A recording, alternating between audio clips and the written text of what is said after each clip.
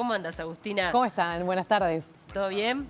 Todo bien, por suerte. Bueno, como bien decís, el año ya empezó un poco movido, ¿no? A menos que en el ámbito tecnológico. Ya, como saben, bueno, estuvimos con el tema de inteligencia artificial. Estuve escuchando algunos de los mensajes que les estaban enviando porque siempre está bueno justamente ver un poco cuál es la sensación térmica, ¿no?, de la gente con todo el tema de tecnología. Y bueno, ya hemos en otras instancias conversado un poco el tema de los avances y este año no es una excepción. Ya empezó con toda. Tremendo. La verdad que sí, llama mucho la atención esto de que, bueno, se está hablando por todos lados de estos lentes, ¿no? Estos lentes que al principio parece todo muy novedoso, qué lindo, qué bárbaro, pero que dan una vuelta, es porque antes se hablaba de realidad virtual, ahora se habla de esto mixto, Sí. que ahí creo que hay un cambio muy fundamental, ¿no? Claro, arranquemos explicando qué son estos qué se lentes, trata? claro, porque mucha gente no tiene la menor idea. Claro, siempre vimos, por ejemplo, en ferias de tecnología o en redes sociales, que, bueno, estos cascos tecnológicos que básicamente son esos lentes de, como bien decía Juanpi, de realidad virtual, ¿no? ¿Qué significa? Es básicamente nosotros quedamos inmersos dentro de este mundo digital, tridimensional, que nos da la sensación de como si estuviéramos efectivamente ahí. No por tanto un tema sensorial, o sea, eso significa, no es porque hay, bueno, viento, olores, sino más que nada justamente por cómo lo vemos. Y en cierta medida, bueno, el sonido también que tiene. Y esto ya fue como evolucionando, o sea, veíamos el primer casco de realidad virtual, era bastante pesado, con poca carga, bueno, y fue evolucionando de tal manera que hoy el mecanismo interno que tiene es muy intuitivo. Claro. ¿Y a qué me refiero? Por ejemplo, este nuevo lanzamiento que hizo la marca Apple, que son estos Apple Vision Pro, que bueno, Google en su momento hizo otro, Meta en su momento por parte de Facebook hizo otro. ¿Qué tienen de novedoso? ¿Cuál es la gran novedad? Y que es básicamente como una computadora espacial que nosotros tenemos integrada en esos lentes y en la cual podemos transitar nuestro día a día. ¿A qué voy con esto? Que nosotros podemos, por ejemplo, estar acá sentados y proyectar pantallas y a partir de esas pantallas, por ejemplo, ir viendo, contestando mensajes, escribiendo correos, hablando de documentos, lo que fuere, al mismo tiempo que interactuamos con las personas. O sea, yo puedo estar, para entender un poco, puedo estar en mi casa, ¿no? Sentada. Sí. O como estamos viendo, manejando. O manejando. Y con estos lentes puedo también estar en mi casilla de correo respondiendo un mail. Claro, todas las personas esas que están viendo en imágenes, por ejemplo, esta persona que está en el transporte público, lo que está haciendo es básicamente mandando mensajes, respondiéndole a amigos, como bien decís, pero, por ejemplo, mientras vuelve a su casa. A lo que es lo voy mismo que hacemos con el celular. Exactamente. Vendría a ser como un celular, por decirlo de una manera, o sea, todas esas aplicaciones que nosotros tenemos en el celular, las vamos a dar volcadas dentro del dispositivo, pero además tiene otro tipo de capacidades de que es, por ejemplo, ese multitasking, o sea, yo puedo estar respondiendo mensajes, mandando correos, enviando un documento, escuchando música, mirando una película, todo en pantallas que yo voy desplegando, por decirlo de una manera, dentro de ese visor o dentro hasta de mi casa, porque el ejemplo que puse de tu casa es ideal. Obviamente las imágenes que estamos viendo es, claro, gente que lo está usando en la vida pública y eso genera todo un debate bastante grande de se puede utilizar, no se puede utilizar, cuáles son las precauciones que hay que tener. Pero además, vayamos a un ámbito bien íntimo, como decís, del tema de voy a utilizar este dispositivo en mi casa. Parece muy novedoso por el hecho de, bueno, puedo ingresar a todas estas cosas al mismo tiempo. Puedo estar cocinando con las manos libres y ir respondiendo mails. Exacto, y tiene toda una experiencia inmersiva, tecnológica, como muy atractiva. Sin embargo, también ahí tenemos que tener en cuenta que eso ahí me retrotraigo el tema justamente que hoy mencionaban, el tema de los datos, el tema de qué información está relevando este dispositivo, de que es, por ejemplo, cuando yo los voy a utilizar en mi casa, para que se hagan una idea, siempre que aplicamos estos tipos de dispositivos, sea el de Facebook, sea el de Apple, sea cualquiera, nosotros lo que hacemos primero es hacer una zona de seguridad donde vamos a operar. Esto significa que nosotros lo que hacemos es, por ejemplo, tocar el piso para demostrarle cuál es la altura del piso. Lo que hacemos es que vea el entorno en el que vamos a estar, cosa de ver que, por ejemplo, no podamos golpearnos contra nada y lo que fuere.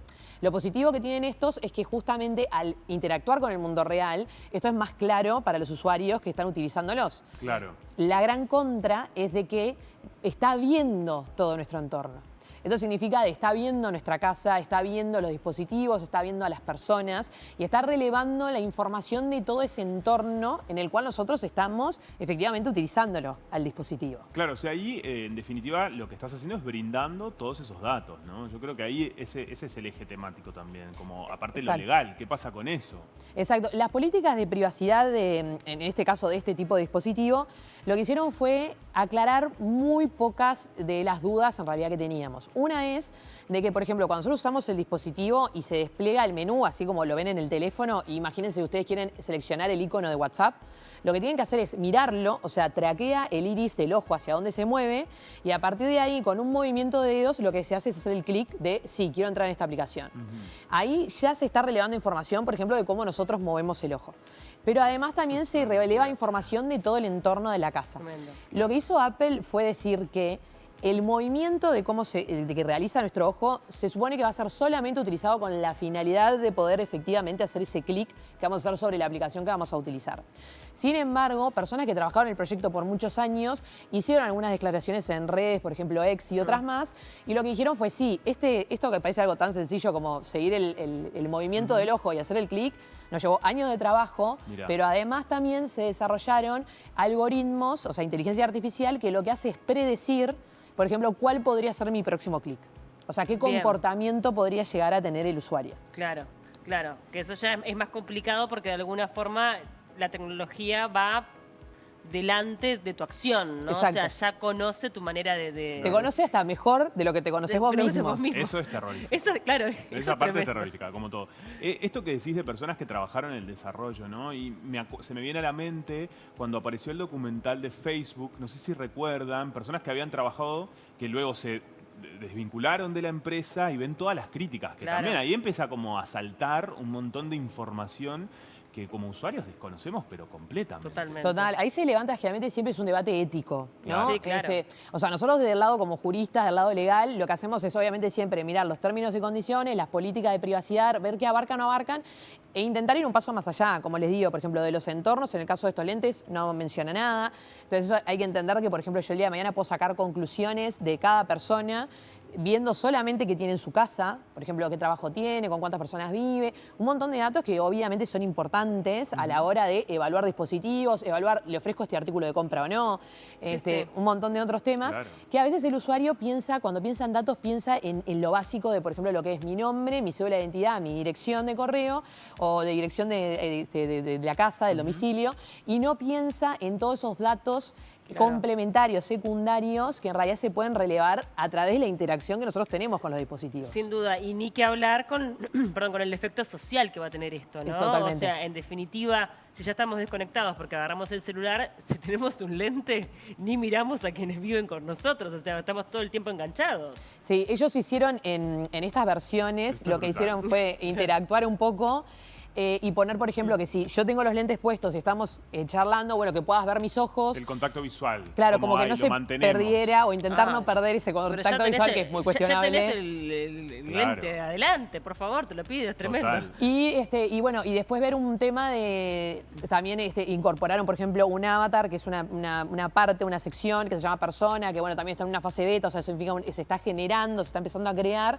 Tiene otras cosas que van a llamar mucho la atención de los usuarios, pero a lo que voy es, y creo que lo más importante es, primero que cuando usemos un dispositivo, más allá de la novelería o de todo lo bueno que puede tener, también es preguntarnos un poco qué estamos entregando nosotros a Claro. cambio, Claro. más allá del pago del precio No, del y dispositivo. digo, y ni que hablar de las consecuencias que esto puede llegar a tener a la salud mental en un periodo de mediano plazo. O sea, 5 años utilizando esto, qué consecuencias, que creo que recién ahora se va a empezar a evaluar, ¿no? Porque Totalmente. hay un montón de problemas de salud mental que están apareciendo por el uso desmedido de la tecnología. Claro, imagínense que hoy hablamos, como decías, solo del teléfono, del celular o de esta mini computadora, por si una manera, ¿qué será el día de mañana a nivel de vuelta?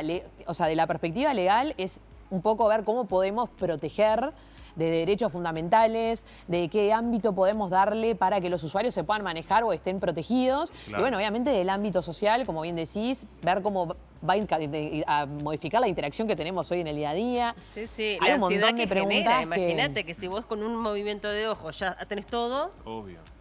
No, es ¿cómo realmente... haces para No, trabajar y el la tema de ahí frustración? que trae Sí. también el tema de datos biométricos, ¿no? Porque estos dispositivos, por ejemplo, tienen 12 cámaras, tienen 6 micrófonos y tienen 2 sensores de profundidad.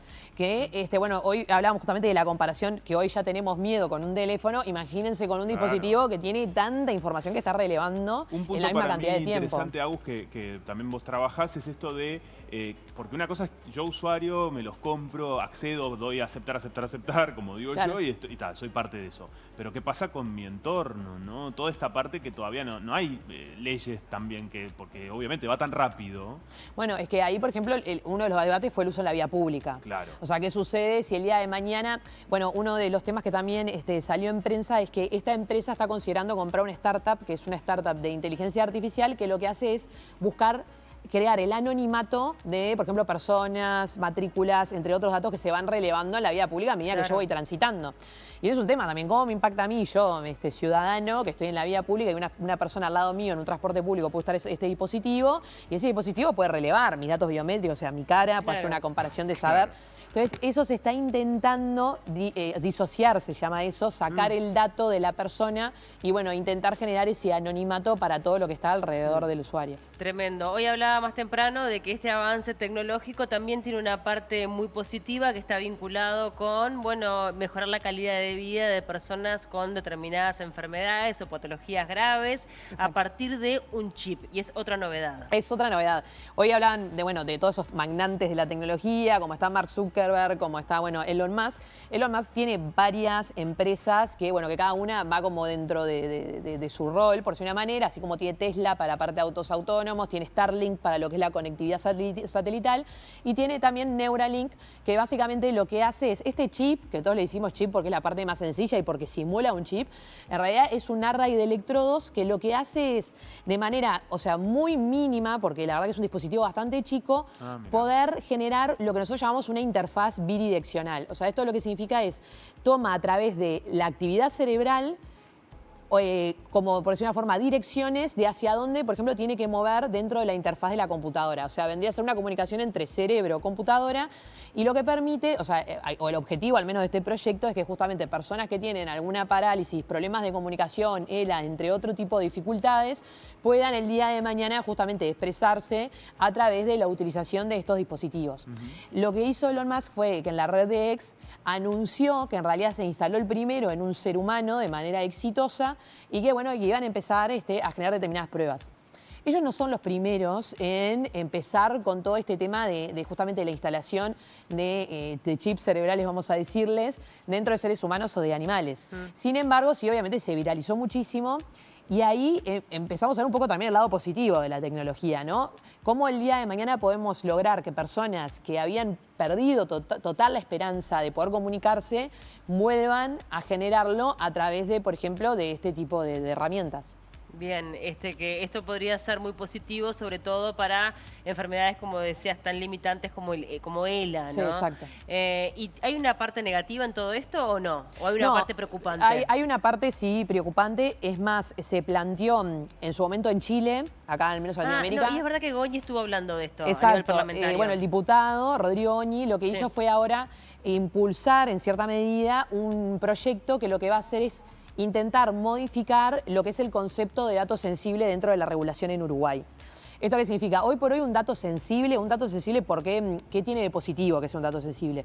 Lo positivo que tiene es que en realidad tiene un tratamiento más estricto y se pide, por ejemplo, que haya un delegado de datos, que haya una evaluación de impacto, que haya un montón de otras cosas que si es un dato simple, no sensible, capaz que no se piden. ¿Qué pasa hoy por hoy? El dato biométrico, el dato neuronal, en cierta medida, si no entra dentro de lo que es un dato de salud, quedaría fuera de lo que es el tratamiento de datos sensible. A lo que me refiero con esto es, nosotros obviamente cuando estamos hablando en este caso, estamos hablando de un dato de salud, pero por un tema de que estamos hablando de algo que mejora la calidad de vida de esas personas, les recupera la comunicación y se hace dentro de una investigación científica. Sin embargo, puede suceder que hay muchos dispositivos que pueden ser no invasivos, o sea, esto significa que no impliquen una operación de por medio, que de todas formas tengan lectura de ondas cerebrales, como pasó, no sé si muchos conocen, por ejemplo, los AirPods, los auriculares de Apple, la última patente tiene sensores de actividad neuronal dentro de los auriculares. Bueno, sabías. Que eso, por ejemplo, no significa que nos van a operar y nos van a intervenir, sino que nosotros capaz que por simplemente utilizar un dispositivo podemos llegar a no saber que justamente este tipo de actividades están patentadas. ¿No sucedía en unos camiones, los choferes, nos habías Sí, contado? exacto. Por ejemplo, bueno, pasa en empresas más cerca de lo que creemos, o sea, ya no es algo Claro. tampoco tan lejano, de que hay dispositivos que lo que hacen es, o a través de datos biométricos o a través de la lectura de ondas cerebrales, determinar si las personas que están manejando camiones pueden llegar a dormirse Eso es. para evitar, por ejemplo, accidentes, seguro, bueno, pérdida de mercadería, un montón de temas, todo lo que conlleva, por decirlo de alguna manera. Y bueno, y se hace a través, por ejemplo, de esta lectura. Entonces, a lo que voy es, lo que es actividad cerebral, al menos para nosotros del ámbito legal, puede llegar a tener dos tipos de tratamientos. Uno que es el de salud, que hoy quedaría contemplado dentro de la regulación por datos sensibles de datos de salud. Obviamente, y que además tiene el consentimiento de la persona, está clarísimo. Ni que ¿no? hablar, y está dentro de la historia clínica y tiene toda esa protección que hoy por hoy la regulación ya la considera. Perfecto. Y por otro lado está el tema de la utilización lúdica. Es lo que le digo, así como hay dispositivos que se pueden utilizar en el ámbito de trabajo, que también es cuestionable, hay otros que, por ejemplo, lo que hacen es mejorar el sueño. Entonces, a través de también ondas de Hertz, que lo que hacen es impactar dentro de la actividad cerebral, lo que hacen es, por ejemplo, permitirte que puedas descansar mejor. Ese tipo de uso más lúdico, más de bienestar, por decir una manera, es el que hoy por hoy no se ve amparado por la regulación y que, bueno, a través de este tipo de modificaciones justamente se intenta de que sí lo quede y se les exija las mismas cosas que se le está exigiendo al dato de salud. Ahora, ¿es posible que la legislación llegue antes que la tecnología? Porque habitualmente ha pasado lo contrario. Exacto, y creo que es algo que va a seguir sucediendo, porque es tan dinámica, todo avanza de una manera tan rápida, que es esto de, por ejemplo, hablamos de lentes, hablamos de chips cerebrales, y no estamos hablando de algo de que va a pasar en un montón de tiempo, o sea, está pasando ahora. Y está pasando ahora y cada vez son más accesibles al público y cada vez estamos hablando de que capaz que el día de mañana te compras auriculares y pueden llegar a leer tu actividad cerebral. Estamos hablando de que vas a usar lentes y pueden ver dónde vivís. Entonces, en cierta medida, es muy difícil a veces que la regulación se anticipe a todo eso, porque además para todo sería como ciencia ficción, futurista. Pero sí es importante que más allá de que no podamos anticiparnos, intentar que en el momento de que haya que proteger, lograrlo en tiempos que sean considerables, por decirlo de una forma, y no tan burocráticos. En Uruguay a veces creemos que estamos un poco lejanos a estas cuestiones, ¿no? Como decimos, bueno, esto está en Estados Unidos, todavía acá no están a la venta, pero en realidad estamos mucho más cerca de lo que creemos y de hecho hablamos de un país que tenemos una alta conectividad también. Exacto, sí. Uruguay siempre a nivel internacional se destacó por tener muy buena infraestructura en conectividad y somos de los pocos países que cubre casi un 100% del territorio en lo que es nivel de conectividad. O sea, esto significa de que todos tenemos facilidad para entrar dentro del mundo digital y es algo bueno para las inversiones, es algo bueno para la educación, es algo bueno para, por ejemplo, democratizar el acceso a cursos, o sea, tiene un montón de aspectos positivos. También tenemos que entender que siempre que impulsamos o incentivamos la digitalización, tenemos que también impulsar e incentivar los ámbitos seguros. O sea, esto significa tema de ciberseguridad, protección de datos, entre otros. Claro, porque hoy hablamos de una novelería, ¿no? Y hablamos de los lentes y acá en Uruguay no sé si hay alguna persona que los llega a tener y si hay seguramente son contados con los dedos de una mano, pero en poco tiempo, porque sabemos que habitualmente ocurre, estamos hablando de periodos de hasta de 1 o 2 años, todo se masifica y termina siendo accesible, ¿no? Exacto. Cada vez los dispositivos tienen un menor precio.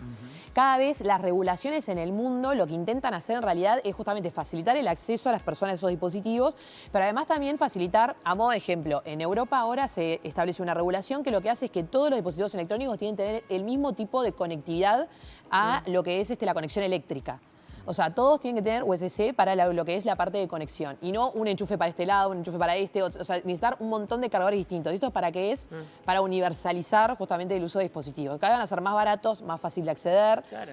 Y nosotros también tenemos que entender justamente eso. ¿Qué implicancias tiene? ¿Qué estamos entregando? Cuestionarnos. Yo creo que acá el consejo más grande es cuestionarse las cosas. O sea, no darlas por sentado.